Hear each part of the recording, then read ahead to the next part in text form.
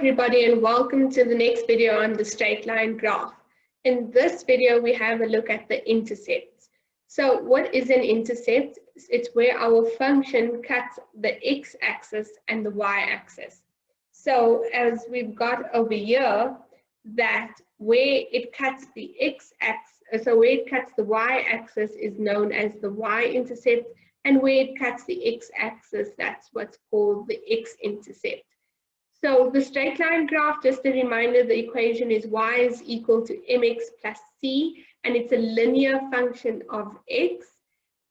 This straight line graph usually has one x-intercept and it has one y-intercept.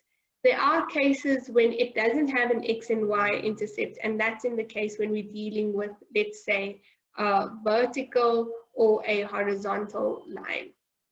So something like this one here will have no x-intercept. And something like this will have no y-intercept.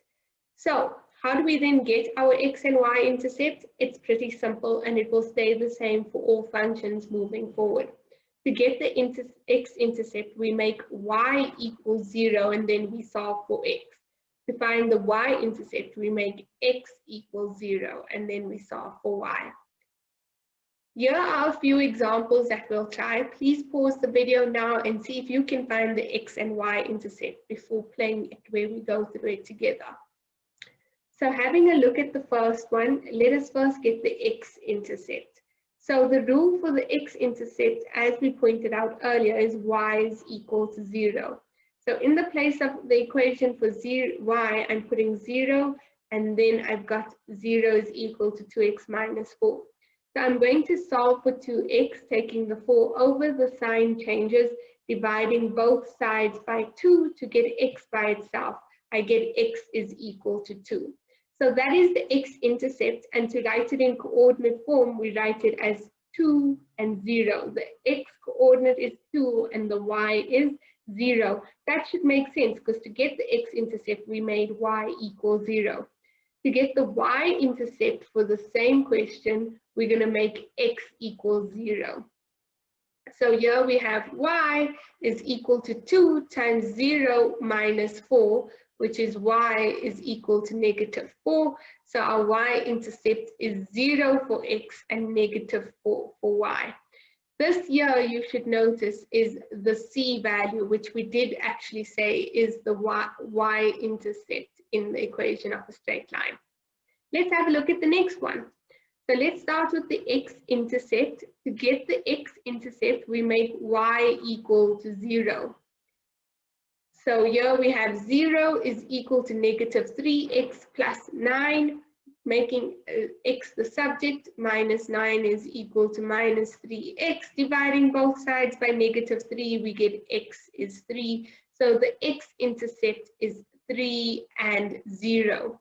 The y-intercept, we make x equals 0. So we have y is equal to negative 3 times 0 plus 9. So y is equal to 9, and the y-intercept is then 0 and 9. Again, please note that that is equal to the c value in our equation. The last one, it is not in standard form, but the rules don't change. To get the x-intercept, we make y equals 0. So now we have 3 times 0 plus 4 is equal to 2x minus 1.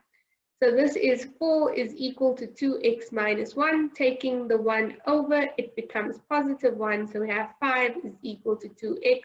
Dividing both sides by 2, we get that x is 5 over 2, or 2.5, leaving us with an x-intercept of 5 over 2 and 0. For the y-intercept, we're going to make x equals 0. So we have 3y plus 4 is equal to 2 times 0 plus 1. So we've got 3y plus 4 is equal to 1. And then 3y is equal to 1 minus 4. So 3y is equal to minus 3. Dividing both sides by 3, we then get that y is equal to negative 1. So our y-intercept is 0 and negative 1. Please note that because this equation is not in standard form, we cannot read the y-intercept straight from the equation. Please, if you have understood this question, move on to the next part of the straight line graph.